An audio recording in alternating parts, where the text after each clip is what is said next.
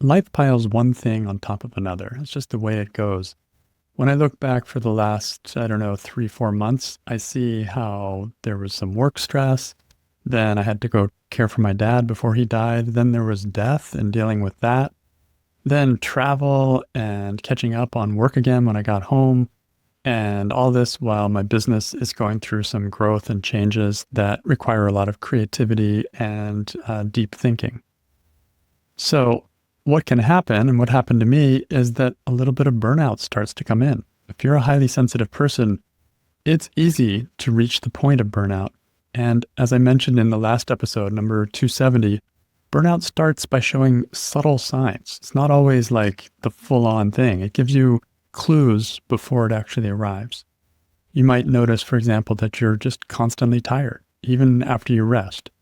Or small things start to feel overwhelming, or you start snapping or withdrawing from loved ones, or your creativity starts to dry up, or you feel like you want to get away, you keep fantasizing about escaping. And then even the things that you love may start to feel heavy or just not as interesting. These are all the little subtle signs, and maybe not so subtle signs, that burnout is starting to happen. And like I said, as HSPs, we have a lower threshold. So that means that we reach the state of burnout much quicker than other people. And it's not our fault. There's nothing wrong with getting to that point. It just means that life came at us really hard and we got overwhelmed. And it happens to the best of us. So, when we think about escaping and fantasize about escaping, we're really not that far off the mark, if you think about it. What I did recently was escape for a day, and it was somehow just lucky. The stars somehow aligned. It was hot. There was too hot for the dog to walk after lunch. I had just gotten a new book, and it was actually a physical book. I usually read audiobooks, and I usually read in like 30-minute stints while I'm doing other things, preparing breakfast or decompressing at the end of the day. But I had a book that I wanted to read, and it just felt like somehow like a treat that I wanted to explore. And so what I did is just after lunch, I went and got on my little daybed and started reading. And it was amazing. I was just turning pages and getting deeper and deeper into it. And I could see that I had the whole afternoon. And a lot of times I have things planned. There's little interruptions. There's a lot of things that I would like to be doing or that other people would like me to do. And I somehow just dove in. And it was magical. It reminded me of being in college where I would spend the day in the library reading and studying. And it just felt like I love to learn, and I love to go deep, and I love to be in an environment like that. And it just gives me energy. So this was my way of being alone, of escaping, if you will. But I didn't go anywhere. I didn't have to spend any money. I didn't have to do anything. I just went into my room and escaped there. And then what happened is I felt refreshed. I felt more like myself afterwards. At the end of that day, I was like, oh, I've wanted to do this for a long time. I didn't even remember that I wanted that because it's something that's so rare that I would have a block of time, like 3, 4, 5 hours for myself, as opposed to just a, short little bit here and there. So when I did that, it felt like I went into another universe, and I wasn't having to make decisions. I wasn't having to balance people. I wasn't having to balance opposing things or kind of fit things together, things that are competing for my time or just complex ideas. None of that was on my plate. It was me going in another direction. And what happened was a part of me rested, a part of me relaxed. The part of me that was on duty for many months started to let go. And this is important for highly sensitive people because we all need solitude. You don't have to be an introvert to need solitude. HSPs, 30% of HSPs are extrovert, But because of the depth of processing that we have just naturally as highly sensitive people, we need restorative time, and solitude is one of the best ways to get that. Basically, overwhelm is caused by too much activity, too much thinking, too many decisions to make, even too much creativity. If you're always thinking about how to optimize something and how to do something in a really good way, it can use up a lot of bandwidth. It can use up a lot of energy. Your brain can actually get tired, and your body as well. Same with people. If there are too many people, too many interactions, too many roles to play, these take energy. And especially as highly sensitive people, we want to do a good job. We're tuned into the subtleties of these interactions with other people.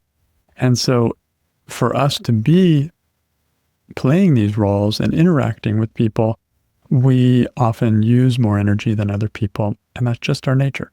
And it's not a bad thing, because we actually do really well. We actually can excel in the subtle aspects of human interaction.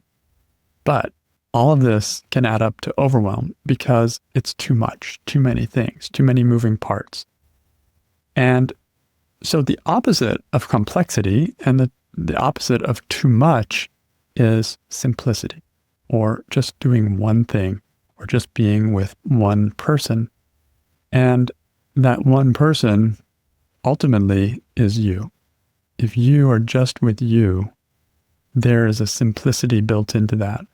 You're not just thinking what you think and then seeing how that interacts with somebody else, and then finding a compromise, and then deciding how much of a compromise you're going to give. Like, none of that is there. When you're alone, when you're with yourself, it's just you.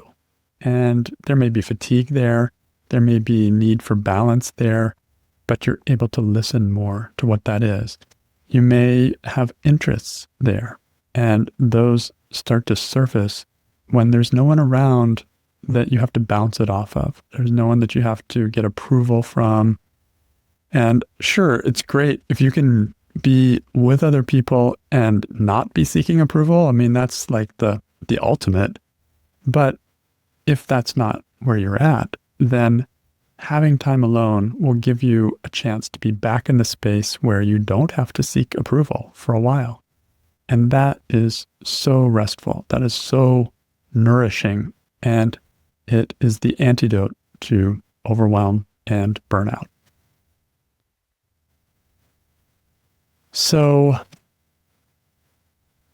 I also like to think of solitude for me means not working. It's like not the time for projects or doing something where I have to be making a lot of decisions. Again, I'm sort of engaged in the outer world. Whereas when I'm alone, if I'm really going with the idea of being alone, I'm going to be quieter. I'm going to be with myself, doing something simple, probably. And so a gentle way to start reclaiming alone time is to think about, how can you just take a few hours, maybe just one day, maybe just one afternoon. And for me, it was just 4 or 5 hours. And it wasn't completely uninterrupted. I still had a couple interruptions, but I just came right back to it. That's a nice amount of time to get a feeling of connection with yourself again. So what I encourage you to do is decide on what you want to do. Like, what is it something that you would like to enjoy doing? Maybe be in nature. Maybe you go to the beach, or maybe you go for a hike alone, or maybe you just have a little cabin that you can go to and be in for a day or for half a day. Or maybe it's just to be in your room, with the door closed and just having time alone by yourself there. Maybe you like to go to a library, somewhere where you enjoy being, where it's quiet, where the whole ambiance is around study or quietness or doing individual alone things. So whatever it is, ask yourself, like, what draws you? What would feel balancing to you? What would be interesting to you? And then see if you can create it. Then equally important is to negotiate a time where you can do this so that you can feel free to be alone. Obviously, we live with other people, we interact with other people, there's other people in our lives in different ways, even if you live alone. And so you may need to just carve out some time by talking with somebody and saying, hey, this is what I'm thinking to do. Would this be a good time? Can I hand over some of my responsibilities to you for this time? And create a time where you are actually free to enjoy yourself. I also find like screens are not my favorite way of spending alone time. They kind of draw me out or draw me in to their world. And it often feels like I'm getting drawn out again instead of coming back to myself. And as I mentioned, doing projects or doing work, that just is more decision making, which is the same feeling of the things that contribute to overwhelm. So I like to think of this as a time for rest. I may be doing some quiet activity, but basically I'm resting. Rest is what uncovers your joy again. The more you rest, the more you accumulate rest, the more in touch with the joy that is naturally there you will be. The opposite of burnout is rest. So favoring that and doing it in a way that can be sustainable, even if it's for a short amount of time, that gives you a full taste of it, but allows you to be alone, allows you to really dive in and listen to yourself. This is what I find to be super nourishing as a highly sensitive person.